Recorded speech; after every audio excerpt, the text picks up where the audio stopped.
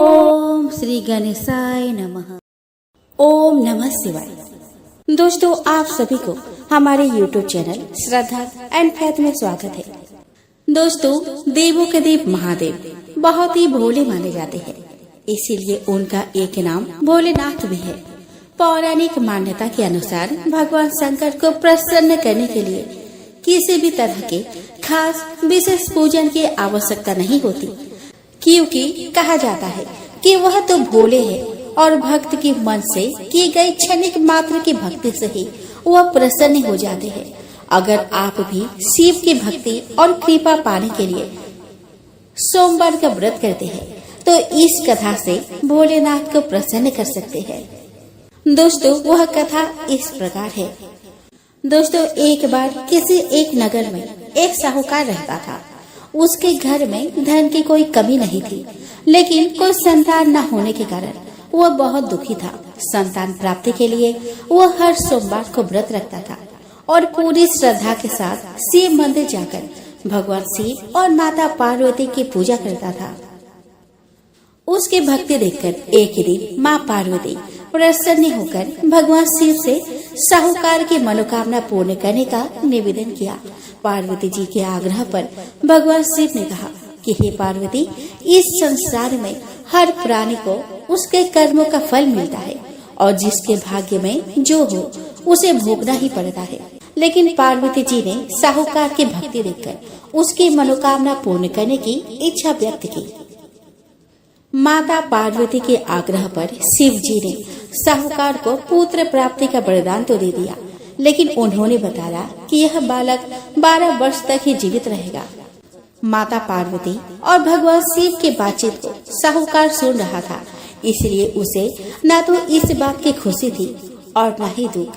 वो पहले की भांति शिव जी की पूजा करता रहा। कुछ समय बाद साहूकार की पत्नी ने एक पुत्र को जन्म दिया। जब वह बालक 11 वर्ष का हुआ तो उसे पढ़ने के लिए काशी भेज दिया गया। साहूकार ने पुत्र के मामा को बुलाकर उसे बहुत सारा धन देते हुए कहा कि तुम इस बालक को काशी विद्या प्राप्ति के लिए ले जाओ।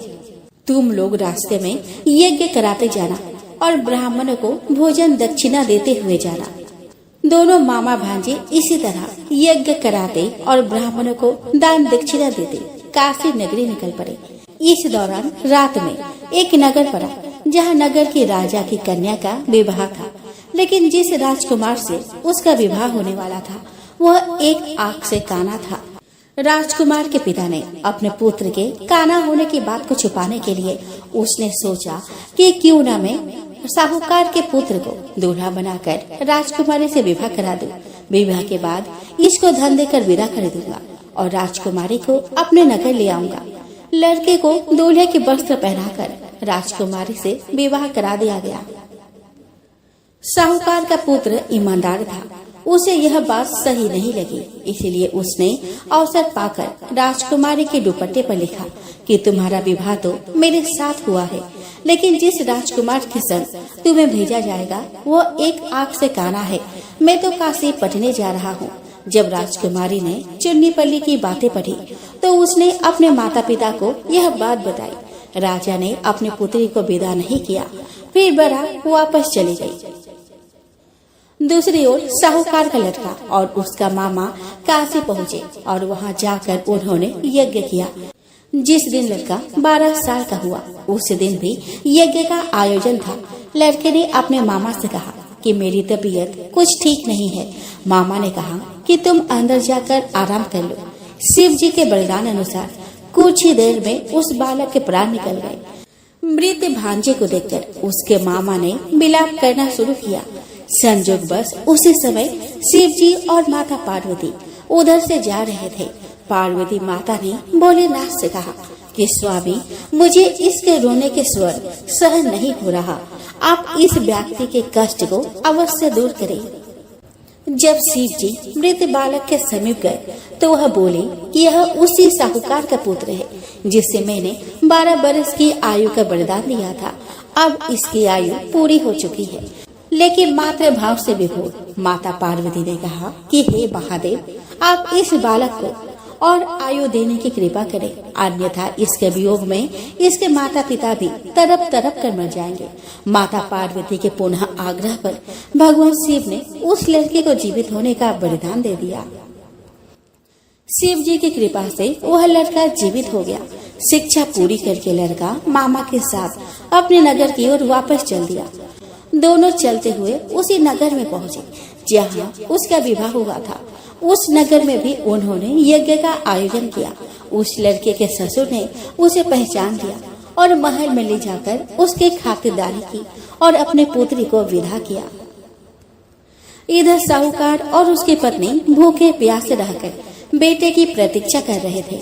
उन्होंने प्रण कर रखा था कि यदि उन्हें अपने बेटे की मृत्यु का समाचार मिला तो वह भी प्राण त्याग देंगे, परंतु अपने बेटे के जीवित होने का समाचार पाकर वह बेहद प्रसन्न हुए।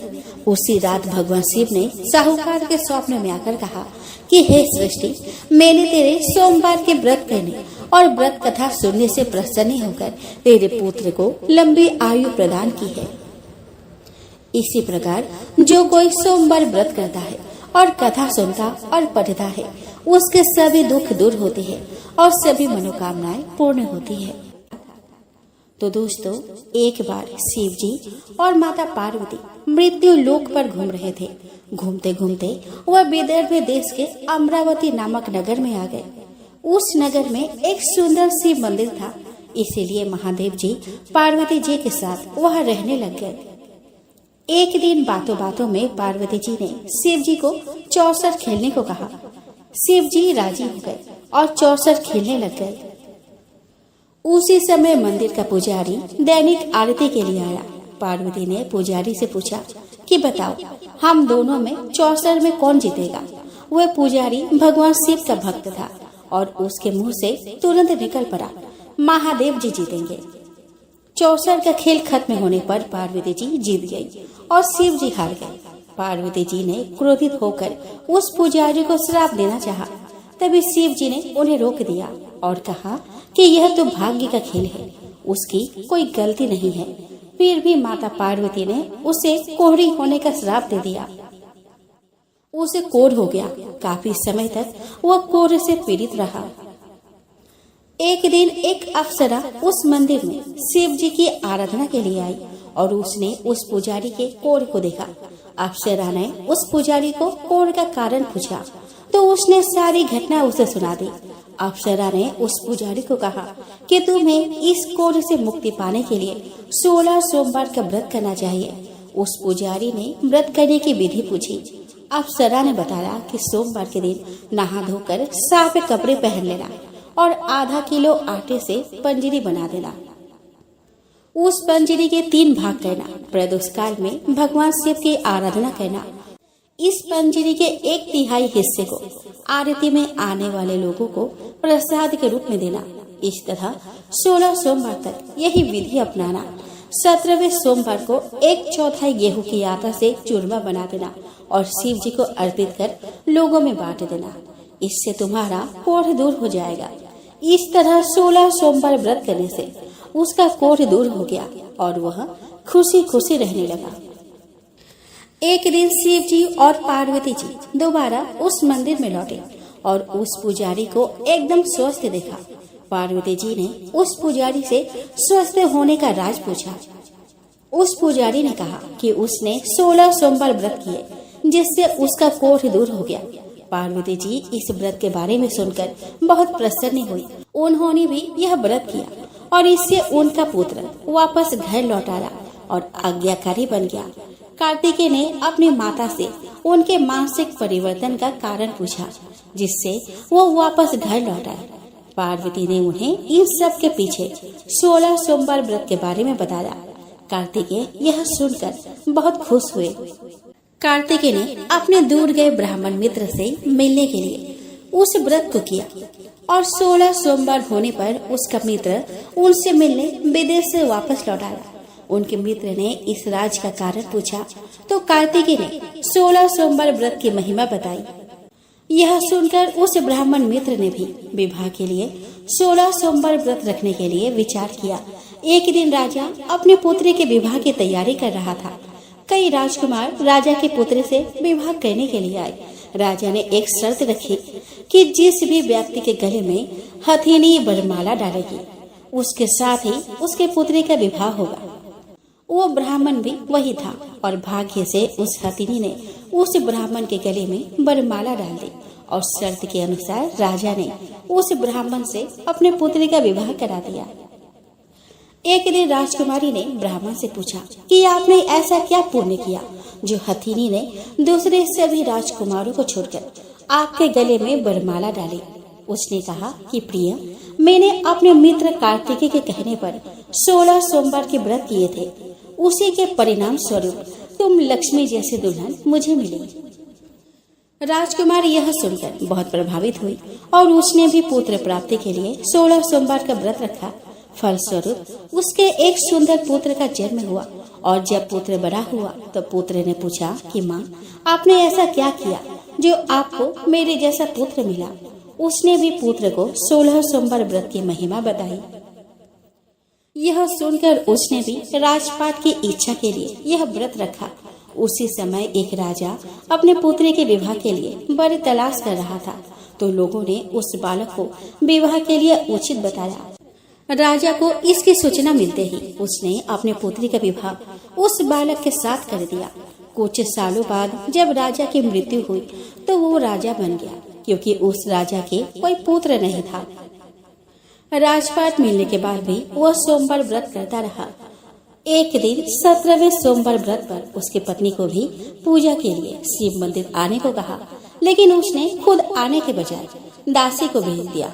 ब्राह्मण पुत्र के पूजा खत्म होने के बाद आकाशवाणी हुई कि तुम अपने पत्नी को अपने महल से दूर रखो, वरना तुम्हारा विनाश हो जाएगा। ब्राह्मण पुत्र यह सुनकर बहुत आश्चर्यचकित हुआ। महल वापस लौटने पर उसने अपने दरबारियों को भी यह बात बताई, तो दरबारियों ने कहा कि जिसकी वजह से ही उसे राजपाट मिला है, वो उसी को महल से बाहर निकालेगा। लेकिन उस ब्राह्मण पुत्र ने उसे महल से बाहर निकाल दिया। वो राजकुमारी भूखी प्यासी एक अनजान नगरी में आई। वहाँ पर एक बूढ़ी औरत धागा बेचने बाजार जा रही थी। जैसे ही उसने राजकुमारी को देखा तो उसने उसकी मदद करते हुए उसके साथ व्यापार में मदद करने को कहा। राजकुमारी ने भी एक टोकरी अपने सर पर रख ली। कुछ दूरी पर चलने के बाद एक तूफान आया और वह टोकरी उड़कर कहीं चली गई। अब वो बूढ़ी औरत रोने लग गई और उसने राजकुमारी को मनहूस मानते हुए चले जाने को कहा। उसके बाद वो एक तेली के घर पहुंची। उसके वहां पहुंचते ही सारे तेल के घड़े फूट गए और तेल बहने लग गया। उस तेली ने भी उसे मनहूस मानकर उसको वहां से भगा दिया। उसके बाद वो एक सुंदर तालाब के पास पहुंची और जैसे ही पानी पीने लगी, उस पानी में कीड़े चलने लगे और सारा पानी धुंधला हो गया। अपने दुर्भाग्य को कोसते हुए उसने गंदा पानी पी लिया और पेड़ के नीचे सो गई। जैसे ही वो पेड़ के नीचे सोई, उस पेड़ की सारी पत्तियां झड़ गई। अब वो जिस पेड़ के पास जाती, उसकी पत्तियां नीचे गिर जाती। ऐसा देखकर वहाँ के लोग मंदिर के पुजारी के पास गए। उस पुजारी ने उस राजकुमारी का दर्द समझते हुए उससे कहा कि बेटी, तुम मेरे परिवार के साथ रहो, मैं तुम्हें अपने बेटे की तरह रखूंगा। तुम्हें मेरे आश्रम में कोई तकलीफ नहीं होगी। इस तरह वह आश्रम में रहने लग गई। अब वो जो भी खाना बनाती या पानी लाती, उसमें कीड़े पड़ जाते। ऐसा देखकर वह पुजारी आश्चर्यचकित होकर उससे बोला कि बेटी, तुम पर यह कैसा कोप है जो तुम्हारी ऐसी हालत है। उसने वही शिव पूजा में न जाने का कहानी सुनाई।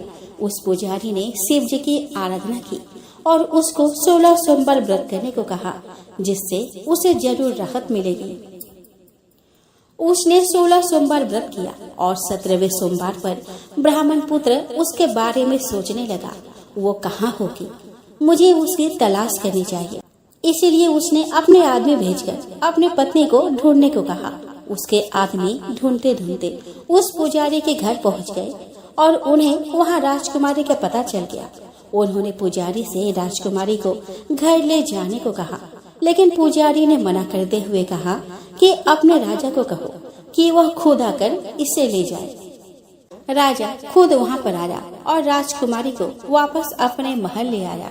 इस तरह जो भी यह 16 सोमवार व्रत करता है उसके सभी मनोकामनाएं पूरी होती है। आइए दोस्तों, अब हम श्रवण करें शिव चालीसा। श्री गणेश गिरिजा सुवन मंगल बोले सुजान, कहते अयोध्या दास तुम देहु अभय वरदान।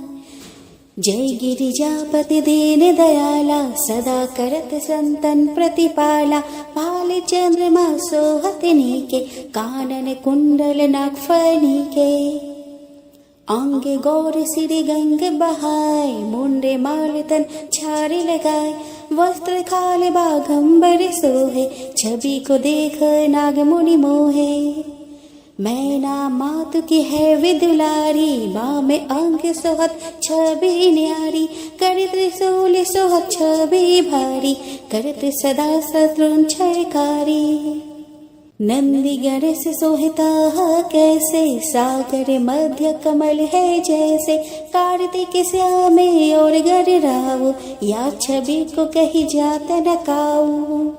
देवन जब ही जाए पुकारा, तब ही दुखे प्रभु आप निवारा। किया आप तब तारक भारी, देवन सब मिली तुम ही जुआरी।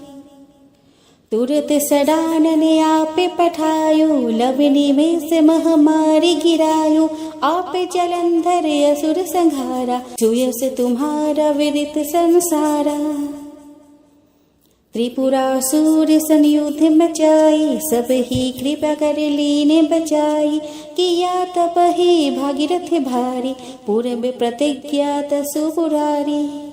दानिन महम तुम सम को नाही, सेवक स्तुति करत सदाहि। वेद नाम महिमा तव गाई, अकथ अनादि भेद नहीं पाई। प्रगट उदधि मंथन में ज्वाला, जड़े सुरासुर भय बिहाला। किन्हें दया तह करी सहाय, नीलकंठ तब नाम कहाई। पूजन रामचंद्र जब कीन्हा, जीत के लंक विभीषण दीन्हा। सहस कमल हो रहे धारी, किन्हें परीक्षा तब ही पुरारी। एक कमल प्रभु राखे उजोई, कमल नयन पूजन चाह सोई। कठिन भक्ति देखी प्रभु शंकर, भय प्रसन्न दिए इच्छित वर। जय जय जय आनंद अविनाशी, करत कृपा सबके घटवासी। दुष्ट सकल नित मोहि सतावे, भ्रमति रहे मोहि चैन न आवे। त्राहि त्राहि मैं नाथ पुकारो, यही अवसर मुहि जाने उबारो। ले त्रिशूल शत्रुन को मारो, संकट से मोहि आने उबारो। मातु पिता भ्राता सब कोई, संकट में पूछत नाही कोई। स्वामी ये कहे आस तुम्हारी, आय हरहु अब संकट भारी। धन निर्धन को देते सदाही, जो कोई जाचे वो फल पाही। अस्तुति के ही विधि करो तुम्हारी, क्षम हो नाथ अब चूक हमारी। शंकर हो संकट के नाशन, मंगल कारण विघ्न विनाशन। योगी यति मुनि ध्यान लगावे, नारद सारद शीस नवावे। नमो नमो जय नमो शिवाय, सूर्य ब्रह्मादि के पार न पाए। जो यह पाठ करे मन लाई, ता पार होते है शंभु सहाय। ऋणियो जो कोई हो अधिकारी, पाठ करे सो पावन हारी। पुत्रहीन करे इच्छा कोई, निश्चय शिव प्रसाद ही होई। पंडित त्रयोदशी को लावे, ध्यान पूर्वक होम करावे।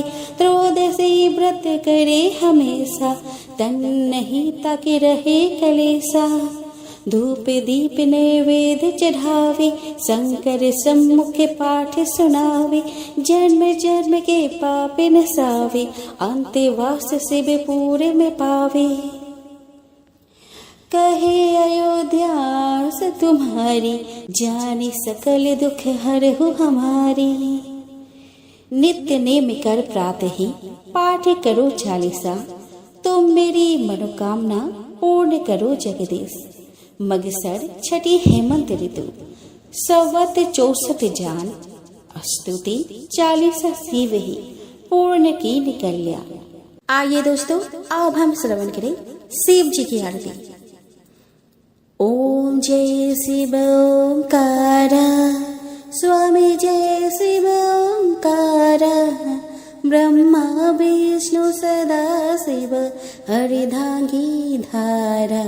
ओम जय शिव ओंकार। एकानन चतुरानन पंचानन राजे, हंसानन गरुरासन वृषवाहन साजे। ओम जय शिव ओंकार। दो भुज चार चतुर भुज, 10 भुज अति सोहे। त्रिगुण रूप निरखते, त्रिभुवन जन मोहे। ओम जय शिव ओंकारा। अक्षमाला बनमाला मुंडमाला धारी, त्रिपुरारी कंसारी बरमाला धारी। ओम जय शिव ओंकारा। श्वेतांबर पीतांबर बाघंबर अंगे, सनकादिक गरुणादिक भूतादिक संगे। ओम जय शिव ओंकारा। कर के मध्य कमंडलो, चक्र त्रिशूलधारी। सुखकारी दुखहारी, जग पालनकारी। ओम जय शिव ओंकारा। ब्रह्मा विष्णु सदा शिव, जानत अविवेका। मधु कैटभ दो मारी, सूर भय करे। ओम जय शिव ओंकारा। लक्ष्मी वो सावित्री, पार्वती संगा। पार्वती अर्धांगी, शिवल हरि गंगा। ओम जय शिव ओंकारा। पर्वत सोहे पार्वती, शंकर कैलासा। भांग धतुर का भोजन, भस्मी में वासा। ओम जय शिव ओंकारा। जटा में गंग बहत है, गल मुंडन माला। शेष नाग लिपटावत, ओढ़त मृग छाला। ओम जय शिव ओंकारा। काशी में विराजे विश्वनाथ, नंदी ब्रह्मचारी। नीत उठा दर्शन पावत, महिमाति भारी। ओम जय शिव ओंकारा। त्रिगुण स्वामी जी की आरती, जो कोई नर गावे। कहत शिवानंद स्वामी, मन वांछित फल पावे। ओम जय शिव